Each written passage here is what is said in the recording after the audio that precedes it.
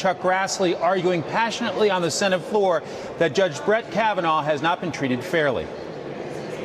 We had a campaign of distraction from his outstanding qualifications, a campaign of destruction of this fine individual. What we have learned is the resistance that has existed since the day after the November 2016 election is centered right here on Capitol Hill. They have encouraged mob rule. The top Democrat on the Judiciary Committee, Grassley's counterpart, argues the impact Judge Kavanaugh could have on the high court for decades. He would be a deciding vote on the most important issues affecting our country and every American for generations to come. Based on all the factors we have before us, I do not believe Judge Kavanaugh has earned this seat. And the Senate Democratic leader urged his colleagues to vote no. Democrat and Republican, for all the controversy, all the heavy-handedness of the process, all the hyperbole and vilification of both sides, there's always hope that the Senate can save itself. We can salvage some decency here at the end. It has been a brutal process for Judge Brett Kavanaugh, forced to defend his name and his integrity at a high-stakes hearing last week. And the Senate Majority Leader argues Democrats have gotten desperate, willing to do just about anything to stop Judge Kavanaugh. Well, we all know what happened next. Uncorroborated allegations of the most sensitive, most serious sort were quickly sharpened into political weapons. It has been nasty and intense. You can expect plenty of arm twisting between now and the final confirmation vote. Harris. Mike Emanuel, thank you very much. A source is telling Fox News now that the White House is confident that Judge Kavanaugh has the votes to be confirmed to the high court. Fox top story with the big interviews. First, White House Press Secretary Sarah Sanders. Sarah, thank you for joining me today. Thank you for having me on, Harris. Always great to see you. Likewise. Let's start with the big news that you think at the White House that you have the votes. Why?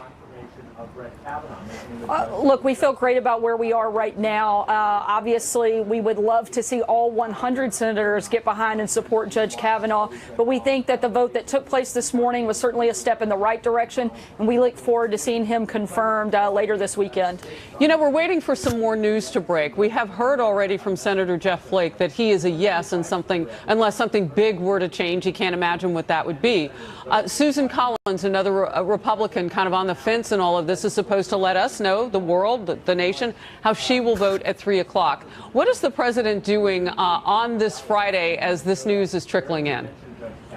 The president is obviously aware of everything that's taking place, but at the same time, this is a president who likes to do a lot of things at one time. He's going to be signing pieces of legislation later today, continuing meetings with staff, but we're watching this very closely, and certainly those of us at the White House will be tuned in to hear Senator Collins' speech later this afternoon. We think her vote earlier this morning was a great thing, and we certainly hope that she will follow suit of what she did this morning and do that again in the final vote for Judge Kavanaugh. Yeah, it's interesting. Historically, a vote for cloture is sometimes an indication of how an individual will vote moving forward. After what we've seen with Senator Jeff Flake recently in the last few days, we can't really determine that by history so much anymore.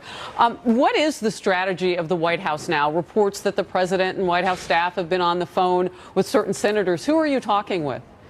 We're going to continue. We've been in constant contact with a number of senators since this process began, and we're going to continue those efforts right up until the last minute, because this is such an important moment in our country's history, and we want to make sure we're doing every single thing we can to get the final vote done and get Judge Kavanaugh confirmed, and we hope to see that happen this weekend. You know, the timing of it, too, is when many Americans will be able to maybe pause on a weekend and take a look at history being made up or down on Judge Kavanaugh. So the timing of it is interesting. I want to talk about, though, just your impression, because you started out with, wouldn't it be great if you got everybody? And there was a day when you get 90% of the senators, you know, to put their politics aside, and you see Dems and Republicans together.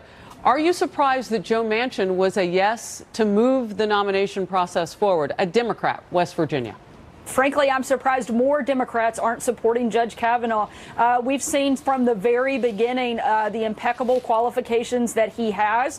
And you're very right in saying that this isn't supposed to be a partisan battle. This isn't supposed to be a political battle. This is supposed to be a determination on whether or not somebody has the right temperament, the right qualifications to sit on the Supreme Court. And we've seen every bit of the things that you should see in a Supreme Court justice in Brett Kavanaugh. And it's a shame that it has become a political battle, and it's no longer about the Supreme Court, but it's about partisan politics. We've seen the Democrats play just a completely different game than has ever been done before, and that's a real disgrace to the country. It's a disgrace to the process, but hopefully maybe some of them will change their mind and get on board and do the right thing and be part of this process moving forward over the weekend and be part of the group that helps confirm Judge Kavanaugh. Now, I want to talk about also kind of what was a surprise in terms of the process, and that's to see an opinion piece by the nominee on the eve of a cloture vote, Judge Kavanaugh. What does the White House think about this so-called closing argument and whether it was needed? Look, Judge Kavanaugh has been transparent throughout the beginning of the process. He's put forward more documentation, more paper, more hours of testimony than any other nominee in history. This is another moment of him saying, look, I'm an open book. I've been transparent from the beginning of this entire process. I'm going to continue to be that way. And you can expect that same type of mentality and temperament when I sit on the court. You know, there seemed to be a shift in Democrats' criticism of the judge going from the allegations of misconduct against him to how emotional he got. And in the op-ed last night, Kavanaugh said, I was very emotional last Thursday, more than I have ever been. I might have been too emotional at times. I know that my tone was sharp and I said a few things I should not have said. Is that helpful? For me, I think that in a moment where if you feel you're being wrongfully accused, you're defending not just yourself, but your family, your family's name, and frankly, the entire process that allows somebody to become a Supreme Court justice, you have every right to be emotional, every right to be tough, every right to fight back and defend yourself against those accusations. I thought his tone in last week's hearing was exactly what you would expect from somebody going through what Brett Kavanaugh and his family have been through over the last several weeks. And I think that he's going to make a great Supreme Court justice when we see his confirmation go through later this weekend. We are learning sometime between 3:30 p.m. Eastern and 5 p.m. Eastern tomorrow afternoon, Saturday, with the nation and the world watching. We will see a vote on Judge Kavanaugh. I want to give you last word on what this means in terms of the president's building a legacy. I think this will be one of the most impactful things he does. The president has had an incredibly successful first 2 years in office. The economy's booming. He's making trade deals that people said were never going to be possible. He is securing the border. He is doing one thing after the next that he promised to do on the campaign. And what you're going to see take place this weekend is another fulfillment of the president's promise to the American people that he made. And I hope we'll also see that reflected in people wanting to continue that progress when they vote in November. I'm looking at that 49-year low, 3.7% of unemployment. And what you said, Sarah Sanders, about bringing the country together after this is all over, that's where we all hope that we can get, no matter how people feel about the situation with Judge Kavanaugh. Sarah Sanders, White House press secretary, on the program today. Thank you. Thank you, Harris. For reaction from the other side of the political aisle now, Congresswoman Val Demings, a member of the House Judiciary Committee, the Florida Democrat, was also part of the group that stood in silence to protest Judge Kavanaugh at the Senate Judiciary hearing. Good to see you today. I'm so grateful for your time, Congresswoman. Good to see you, Harris. Thank you for inviting me. Absolutely. I want to talk about how we go forward. Because this has been so incendiary and so vitriolic, the fight over Judge Brett Kavanaugh and the allegations that came from Dr. Ford. How do we go forward? How do you picture it? Well, let me just say this. It has been painful to watch, really, from the very beginning. And it was interesting today to hear our Chairman Grassley talk about the U.S. Senate hitting rock bottom, because it hit rock bottom under his leadership.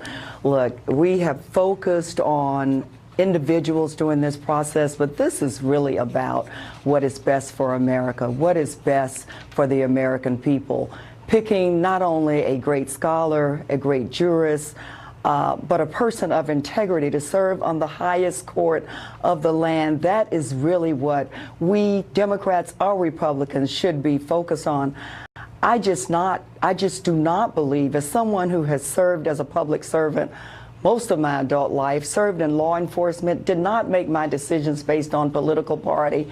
I do not believe that the current nominee rises to the best that we have to offer. And look, moving forward, we saw the vote today. There'll be an additional vote. We don't know yet how that's going to turn out, but it is important to me as a member of the House that we do come together and heal the wounds that are out there. And how do you do that? I mean, I guess I'm looking for specifics because we've seen so many specifics and how nasty it can get. Well, and see, that's part of the problem. If we go back to, you know, as a former law enforcement officer, a detective, I investigated cases of sexual assault. Many of the victims waited months, years before they came forward. When you listen to, and if we could just all take a deep breath and lay our politics aside, which that's I what believe Sarah Sanders has just gotten us so divided. If we take a deep breath and look at the statement from Dr. Ford, look at the testimony from Judge Kavanaugh, there is no doubt in my mind, Harris, that Dr. Ford was a credible witness. I think it's impossible to what she says she could believe remember that nothing happened to her and that there was nothing that happened between the two of them. All right. We were glad to see the FBI investigation. I was certainly excited about that. You must be the only one among Democrats that I've talked to who even feels that way, Congresswoman, because, Congresswoman, there has been just vitriolic, just dripping with anger about how the FBI investigation was going, and you say you were excited to see it. I want to cut in just for a second. When Senator Flake asked for the FBI investigation, I was excited that we were going to have one. But I am not familiar, based on my knowledge, training, and experience, with an investigation that falls short of interviewing the alleged victims, interviewing every witness that has been put forward, interviewing, going back to the subject, going back to Judge Kavanaugh, and getting his response to the new information that has come forward. You've said your piece on that. I want to interject with just one quick thing because I got to let you go. Based on my experience, I believe the investigation was not I hear complete, you on that. and I think it would have helped. Representative Maxine Waters, though, and others in your party have put some things in the water, if you will, that look kind of like shark swimming in terms of getting things back to a nicer place, a more congenial place where you can get some work done, better bipartisanship on Capitol Hill. Last question to you has to do with that, with the go out and verbally attack those who don't agree with you, and where that really puts us. And it puts some people in danger. Quick thought from you. You were a former police officer. Look, verbal attacks have come from both sides of the aisle, unfortunately. That is not who we are as a nation. But, Harris, I think it started when Judge Garland could not even get a meeting with senators on Capitol Hill. So I hear a retaliation there, and I'm going to bring you back because I don't want to end. So it started wrong. And so, unfortunately, here we are. But we all do have an obligation, not just those of us in the Senate and in the House, but persons like you and others who report the news. I'm going to step in because I have to let you go, Congresswoman. But it's interesting that you went back to Garland because that would be about retaliation and that would be about revenge. And I want to bring you back and we can talk more at another time. I look forward to it. Thank you. Sources again are now telling Fox News a top lawyer working with the DNC and the Hillary Clinton campaign provided documents to the FBI during the launch of the Trump-Russia investigation. How explosive is this revelation? And does it prove political bias was at play inside that agency? Plus, the showdown over Brett Kavanaugh firing up voters on both sides of the political aisle. I mean, you saw the Congresswoman. Taking it all the way back to revenge with Merrick Garland for the Democrats. Hundreds of anti-Kavanaugh protesters arrested yesterday. How will the terms, the battle over Supreme Court nominee Brett Kavanaugh appears to be energizing both the left and now the right. The Republican National Committee tweeted this: thanks to our great supporters who want to see Judge Kavanaugh confirmed, the RNC had its largest fundraising day in the history last Sunday. Make your voices heard on November 6th. Meanwhile, Democrats and liberal groups are vowing to step up protesting against Kavanaugh with a confirmation vote looming tomorrow. Hundreds were arrested in our nation's capital yesterday, and protests are continuing right now. In fact, Jillian Turner is live in Washington with the latest. Jillian? Harris, I'm back here in the Senate Hart office building for much of today. This has really been ground zero for both pro and anti-Kavanaugh protests. Right now, I'm standing on a bridge right outside Senator Murkowski's office. You can see behind me here, there's about 50 or so Alaskans who have gathered here in the hopes of getting a word with the senator today. We're told many, if not all of them, have flown in from the state specifically to be here to register their discontent with Judge Kavanaugh and his nomination. In these crucial hours before tomorrow's vote, many of them are hoping for some face time. They believe that if the senator has any last doubts, they can help convince her of their perspective here. I spent the last couple of hours before coming over here at Senator Jeff Flake's office, encountered folks, protesters of all stripes. Here's what two women had to say. When I started hearing these accusations and seeing his testimony, and it became clear to me that he was being dishonest, I felt like I had to do more than sit at home. I just so wanted to come to support Brett Kavanaugh. He's not been proven guilty. It's all false. He's not guilty. He is an innocent man. Lots of emotions running high on both sides. There are two observations, things that really surprised me. In front of Senator Flake's office, first off, we encountered way more women for Kavanaugh protesters than anti-Kavanaugh protesters. The other thing, Harris, everyone, protesters of all stripes today have really been cool, calm, and collected. We haven't seen anybody rioting or rowdy, barely any yelling. It's a great day for democratic and free speech protest here on Capitol Hill. Jillian Harris? Turner, thank you very much. Appreciate it. Senator John Thune, chairman of the Senate Republican Conference, joins me now. Senator Thune, I follow you in social media, and I know you've been putting out statements too. You are a yes on Brett Kavanaugh. And what is the mood like right now in terms of the other senators on Capitol Hill? Well, good afternoon, Harris. We think that things are moving in the right direction, and we're optimistic that ultimately we'll get Judge Kavanaugh confirmed to the United States Supreme Court. But as you know, it's been a long process. We're 88 now days into this. The average length of a Supreme Court nomination to confirmation process is about 65 days, so it's taken a little bit longer. But in spite of all the delays that the Democrats have thrown and roadblocks they've thrown in the way, we're going to get this vote tomorrow, and I think we're going to get this judge confirmed. Real quickly, I want to just talk about, because I want to get to midterms, but I want to talk about the process now so that people will know what Saturday will look like. And we're getting word that you would vote anywhere in between 3:30 and 5 p.m. What happens between now and then? Well, right now we're in what we call in the Senate post-cloture debate. And so the clock runs. It's 30 hours of post-cloture debate. At the conclusion of that time, you would have the final vote. Time can be yielded back. We don't expect the Democrats to want to do that, but it would set up a vote sometime late afternoon tomorrow, perhaps a little bit sooner, depending again on whether or not any time is yielded back. But we will know one way or the other for sure, for certain, by tomorrow afternoon whether or not Judge Kavanaugh is going on the Supreme Court. And we feel really good about the vote this morning, and it makes us optimistic with respect to the vote that we're going to have tomorrow. You feel good about it? Sarah Sanders, press secretary, joined me moments ago. The White House feels good about it. We'll cover it as it happens. Let's talk about the midterm elections. Okay. Because when you have a record amount of fundraising, as the RNC says it has, around this one topic of a Supreme Court nominee, what does that do to energize voters? I think what's happening out there, at least at the grassroots level, Harris, is people are really responding to this story across the country, and obviously on both sides. Both sides are energizing their voters and raising money. But I think in the end, at least as we look at it with respect to the United States Senate, we have a very narrow majority in the Senate today. We have an opportunity to grow that majority, and all the states where we're running competitive races are states where Judge Kavanaugh is very, very popular. And so we think that that's going to give us an opportunity as we head into these midterm elections to perhaps pick up a seat or two in the United States Senate, which would be great because it'll enable us to continue to move our agenda forward and working with the president and his team and hopefully with a House majority to continue to get good things done for the American people. Well, and I would think that the American people in watching this situation too would better understand the importance of not having such a sliver closed politically.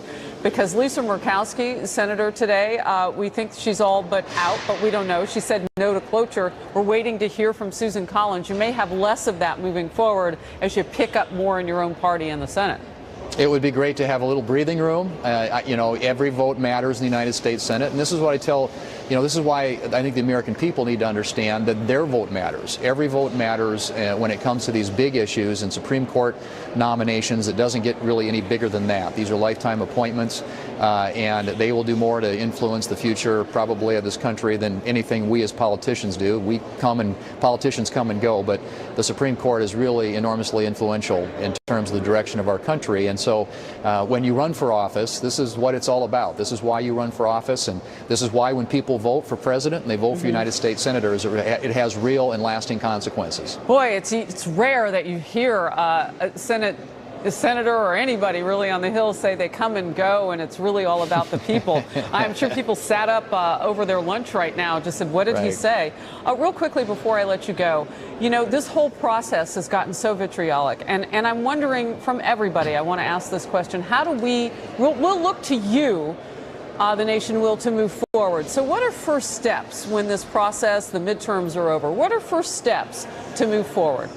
Well, first off, every time we have an election in this country, and we've had them every even-numbered year now, going back to 1790, that, you know, it's a chance for the American people to have their voices heard. And with that comes a new opportunity for direction and leadership in the country. I hope when it's all said and done and the dust settles and the smoke clears coming out of this, that we can work together on an agenda that is good for the American people. And I frankly believe, in spite of all the, you know, the rhetoric that has surrounded the Supreme Court nomination and the way that, in my view, our Democrat colleagues have run a scorched earth campaign to try and defeat Judge Kavanaugh, that we will work together constructively to do good things for the country. And there have been things that have happened, I think, as you know, this week. We passed a big FAA bill, a big opioid bill, all with large bipartisan majorities. So the work continues to move forward, sometimes gets lost in the distraction that is whatever the media happens to be focused on at the time. And I'm not suggesting that the Supreme Court is a distraction. It's an important issue. But there are other things going on right now that are good for the country and where we are doing the work of the American people. Yeah, people still listing health care. They want some answers on that. The President of the United States has said he might dip back into that, too. Senator Thune, thank you. Great to see you. You too. Thanks, Harris. New developments in the Trump-Russia probe now, as a former FBI official reportedly has revealed that a lawyer for the Clinton campaign provided information.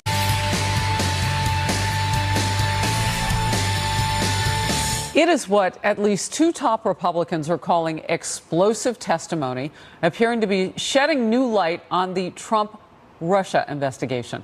Sources have told Fox News a former FBI official told congressional investigators that a lawyer linked to the DNC and Hillary Clinton campaign gave them information for the Russia probe in late 2016. They were at that time preparing a surveillance warrant for Trump campaign aide Carter Page. Doug McElway is live in Washington with more. Doug? Hi, Harris. This latest information, uncovered through the reporting of Fox News' Catherine Herridge, presents further evidence that the Trump-Russia collusion narrative was concocted by the Hillary Clinton campaign and the Democratic National Committee, then presented to the FBI to obtain a FISA warrant on Trump advisor Carter Page. It all centers around lawyer Michael Sussman, who worked for the Clinton and DNC through the Democratic law firm of Perkins Coie. In a closed-door deposition on Wednesday, FBI General Counsel James Baker told members of the House Intelligence and Government Oversight Committees that in late 2016, he was given documents by Perkins Coie lawyer Sussman. Sussman handed over those documents just before the FBI crafted its surveillance warrant to spy on the Trump campaign's Carter Page. Now, here's two of those Republican members who were at that deposition. I think some really important information. We're not allowed to get into all the details, but I will tell you one thing that stuck out to me is we know Bruce Orr was giving information. to the FBI. We know Christopher Steele was giving information to the FBI. We also learned today that there was another source giving information directly to the FBI that dealt with the Russian investigation. I think reiterating what Jim said is probably the most informative interview that we've had to date. Some of the things that were shared were explosive in nature. I mean, I couldn't believe that I was hearing some of the testimony that here in the United States that the DOJ and FBI were involved with. In a statement, Perkins Coie said, and I quote, when Sussman met with Mr. Baker on behalf of a client, it was not connected to the firm's representation of the Hillary Clinton campaign, the DNC, or any political law group client. Harris, it's important to note that the clock may run out on House Republicans' attempts to delve deeper into this if Democrats regain control of the House in the midterms. Back to you. Yeah, that's an excellent point. Doug McElway, thank you very much. I want to bring in now Stephen Mulroy, a former federal prosecutor and law professor at the University of Memphis, to help me look at this. Great to see you today, Stephen. You know, my first question would have to be about how normal is it for an attorney for one political camp, in this case Hillary Clinton's campaign and the DNC, to have a go back and forth with the FBI about another presidential candidate? How normal is that?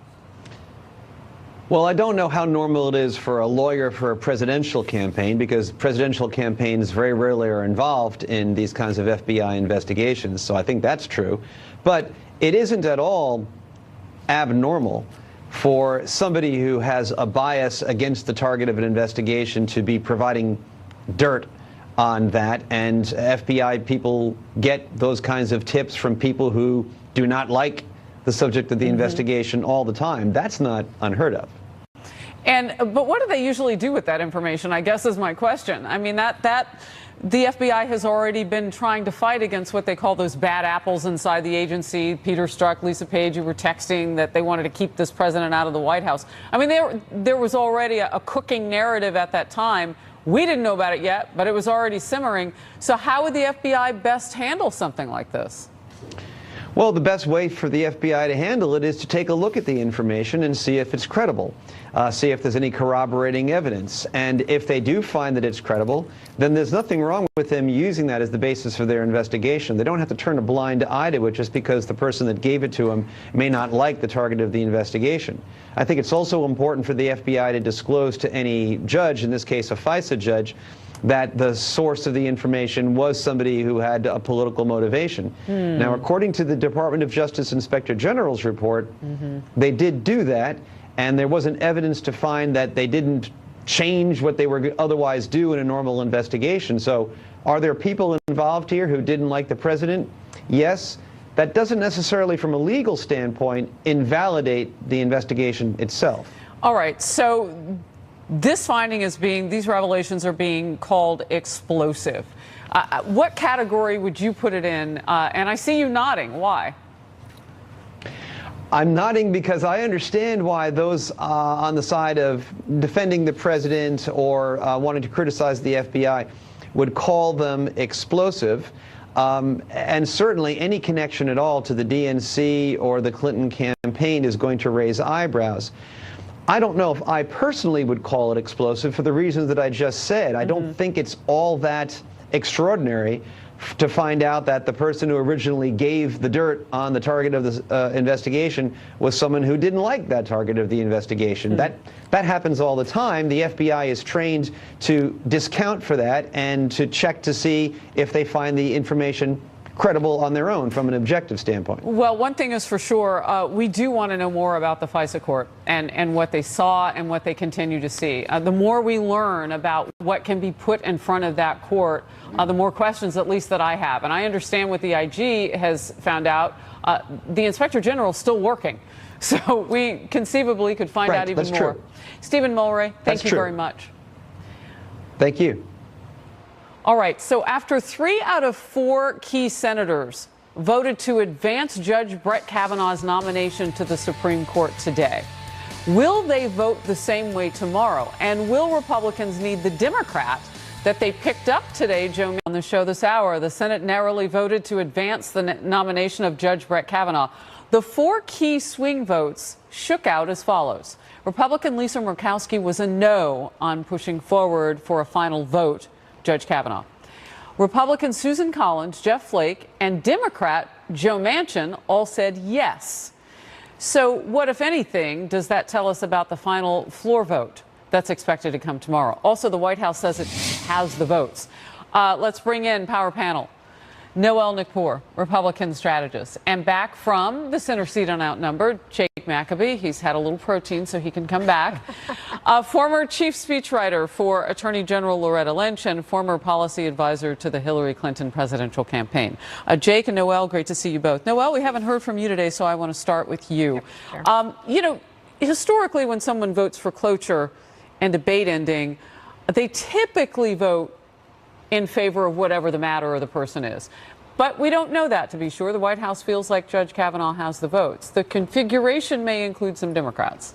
It may, and we were talking about this before the show, and, you know, it's not for sure that we can count on Senator Collins. I mean, that may not be a for sure vote that we can count on. Also, I was a little surprised that Heidi Heitkamp went with a firm no. She's in a very tight race, so that was a little surprising. Red State Democrat. Yeah, and I feel like maybe that this is a signal that she may be losing that seat, and she's going to go down with her party, with a vote for, the Democrat side versus siding with the Republicans. Jake? I think what's really interesting about the vote totals that are shaken out now is that there's a bipartisan vote against Judge Kavanaugh with Lisa Murkowski. So that, to me, is really interesting because, we've heard for the last week and for even longer that there's sort of a Democratic plot against this nominee and that this is all a partisan exercise. But when you've got a Republican senator from Alaska saying, hang on, I don't think that this guy is right for the court, which is most likely what she's doing with this vote against cloture, then I think we're in sort of interesting territory. We don't know that to be the case, though. We just know that she voted no on cloture. And she recently changed her vote going into the chamber. So, I mean, she could change it back. She could. I want to show you this, though, because Joe Manchin, and I asked Sarah Sanders with the White House about this, how surprised are you to see a Democrat jump across? I mean, Joe Manchin actually has bucked Democrats 3 important times to note. He was the only Democratic senator to vote for Jeff Sessions as Attorney General, the only Democratic senator to vote for Steve Mnuchin as Treasury Secretary, and one of just 3 Senate Democrats to vote for Judge Gorsuch for Supreme Court. What does that tell you about Joe Manchin? Well, I will tell you something about Joe Manchin. Joe Manchin is a very interesting senator. I will tell you that I raise national money for candidates, and some of my top bundler donors have actually given money to Joe Manchin. They have crossed the aisle and given him money, and they said that he's our kind of guy, meaning that he is voted a lot of times on, as Harris just said, some Republican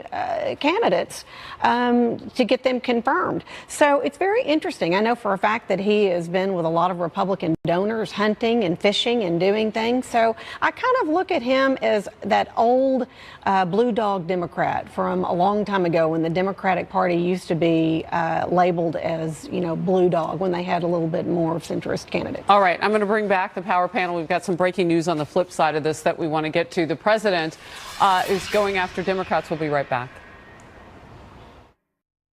7286 or go to trysoclean.com. Hi, everyone. I'm Dana Perino. We will soon know how one of the remaining undecided senators will vote on Brett Kavanaugh. We'll run through what happens if Susan Collins says yay and if she doesn't. Plus, what happens if they have to hold the vote open to get Senator Steve Daines back from his daughter's wedding to vote on Kavanaugh? We'll explain. And Republicans in one state saying Kavanaugh is having a huge positive impact when they go door knocking. Is the Democrats' enthusiasm shrinking? We'll discuss it all on the Daily Briefing.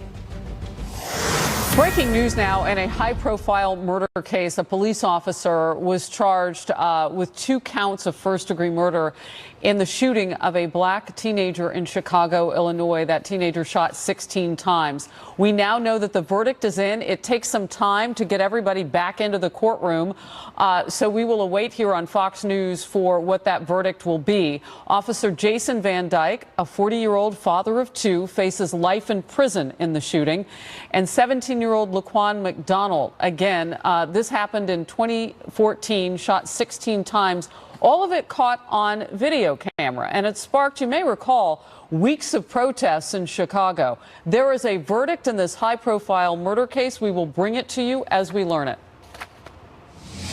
President Trump firing back, what I was talking about just before the commercial break, after Democrats and Christine Blasey Ford's attorneys continue to blast the FBI inquiry into Judge Kavanaugh. They're calling it a sham investigation orchestrated by the White House. During a rally in Minnesota last night, the president went after what he calls the Democrats' politics of anger and destruction. Power panel stayed. Here they are, Noel Nikpour, Jake Maccabee. Noel, what is this at the core, do you think, that is political? Well, I think that this has now become the Democrats' message. I think that their messaging is beyond this trial, actually. I think it's going straight to the heart of getting rid of President Trump. I really do. And I think the message for the Democrats has basically become a battle cry. It has been different groups sprouting up here and there, depending on what the subject matter is just very angry people that are getting out and representing the Democratic Party, which I feel like they've left some of the other Democrats by the wayside. It seemed like the fringe part of the party has taken off, but I do believe that this Kavanaugh, now that they're coming out and they're trying to keep this relevant, they're trying to keep this in the news, no matter if Brett Kavanaugh gets the confirmation, this is going to be the next battle cry heading into the midterms to try to A, raise money, B, get out the vote, and C, maybe defining the Democratic Party's message going into the midterms. Jake? Well, look, we're 31 days away from the midterms, and the message or the news that we're hearing today isn't going to be all everybody's talking about over the next 31 days. There are going to be a lot of things that we need to talk about, and that includes health care, which has been the biggest thing that Democrats have been advertising about across House candidates. We're going to be talking about economic opportunity and not just funneling money to the wealthy people in America. You think you can get better than 3.7 unemployment? 3.7% unemployment. You think Democrats can do that? Because you hadn't done it. It hasn't been done in 49 years. Well, this is the tail end of the longest economic expansion in American history that started 8.5 years ago with President Obama. So there's no doubt that we're on a good trajectory. But here's the question is, when you have a good economy, what do you do with it? Do you invest in middle class, in the working Americans, or do you funnel it to the richest people in America, which is what this president has done? Your words? Well, I mean, I understand that you're giving us the Democratic talking points, and I respect that. That's fine. But what we have, in my opinion, before us is we actually have one of the biggest economic booms that we've seen in a long time. And, you know, like President Trump, don't like President Trump, but you can't deny what's going on. No, I'm not denying it. But how long has that boom been going on? How long has this rise in economic fortunes been going on? This didn't just start with Donald Trump's inauguration. This has been going on for 8.5 years, and we're finally getting to a point after the Great Recession where people are starting to feel it. But the problem is most people who are starting to feel it are the most economically advantaged people in the country and large corporations. But there have been a lot of things attributing to where we are right now under Trump's leadership. And like I said, you know, I know the Democrats have a problem with his personality, how he handles things, but under his administration, things are going, he's done more for, you know, getting rid of a lot of... We gotta wrap it up. I'm so sorry. 7286 or go to trysoclean.com. Hi, everyone. I'm Dana Perino. We will soon know how one of the remaining undecided senators will vote on Brett Kavanaugh. We'll run through what happens if Susan Collins says yay and if she doesn't. Plus, what happens if they have to hold the vote open to get Senator Steve Daines back from his daughter's wedding to vote on Kavanaugh? We'll explain. And Republicans in one state saying Kavanaugh is having a huge positive impact when they go door knocking. Is the Democrats' enthusiasm shrinking? We'll discuss it all on the Daily Briefing. Breaking news now in a high-profile murder case. A police officer was charged with 2 counts of first-degree murder in the shooting of a black teenager in Chicago, Illinois. That teenager shot 16 times. We now know that the verdict is in. It takes some time to get everybody back into the courtroom, so we will await here on Fox News for what that verdict will be. Officer Jason Van Dyke, a 40-year-old father of 2, faces life in prison in the shooting, and 17-year-old 14-year-old Laquan McDonald. Again, this happened in 2014, shot 16 times, all of it caught on video camera. And it sparked, you may recall, weeks of protests in Chicago. There is a verdict in this high-profile murder case. We will bring it to you as we learn it. President Trump firing back, what I was talking about just before the commercial break, after Democrats and Christine Blasey Ford's attorneys continue to blast the FBI inquiry into Judge Kavanaugh. They're calling it a sham investigation orchestrated by the White House. During a rally in Minnesota last night, the president went after what he calls the Democrats' politics of anger and destruction. Power panel stayed. Here they are, Noel Nikpour, Jake Maccabee. Noel, what is this at the core, do you think, that is political? Well, I think that this has now become the Democrats' message. I think that their messaging is beyond this trial, actually. I think it's going straight to the heart of getting rid of President Trump. I really do. And I think the message for the Democrats has basically become a battle cry. It has been different groups sprouting up here and there, depending on what the subject matter is just very angry people that are getting out and representing the Democratic Party, which I feel like they've left some of the other Democrats by the wayside. It seemed like the fringe part of the party has taken off, but I do believe that this Kavanaugh, now that they're coming out and they're trying to keep this relevant, they're trying to keep this in the news, no matter if Brett Kavanaugh gets the confirmation, this is going to be the next battle cry heading into the midterms to try to A, raise money, B, get out the vote, and C, maybe defining the Democratic Party's message going into the midterms. Jake? Well, look, we're 31 days away from the midterms, and the message or the news that we're hearing today isn't going to be all everybody's talking about over the next 31 days. There are going to be a lot of things that we need to talk about, and that includes health care, which has been the biggest thing that Democrats have been advertising about across House candidates. We're going to be talking about economic opportunity and not just funneling money to the wealthy people in America. You think you can get better than 3.7 unemployment? 3.7% I think we can. You think Democrats can do that? Because you hadn't done it. It hasn't been done in 49 years. Well, this is the tail end of the longest economic expansion in American history that started 8.5 years ago with President Obama. So there's no doubt that we're on a good trajectory. But here's the question: is when you have a good economy, what do you do with it? Do you invest in middle class, in the working Americans, or do you funnel it to the richest people in America, which is what this president has done? Your words? Well, I mean, I understand that you're giving us the Democratic talking points, and I respect that. That's fine. But what we have, in my opinion, before us is we actually have one of the biggest economic booms that we've seen in a long time. And, you know, like President Trump, don't like President Trump, but you can't deny what's going on. No, I'm not denying it. But how long has that boom been going on? How long has this rise in economic fortunes been going on? This didn't just start with Donald Trump's inauguration. This has been going on for 8.5 years, and we're finally getting to a point after the Great Recession where people are starting to feel it. But the problem is most people who are starting to feel it are the most economically advantaged people in the country and large corporations. But there have been a lot of things attributing to where we are right now under Trump's leadership. And like I said, you know, I know the Democrats have a problem with his personality, how he handles things.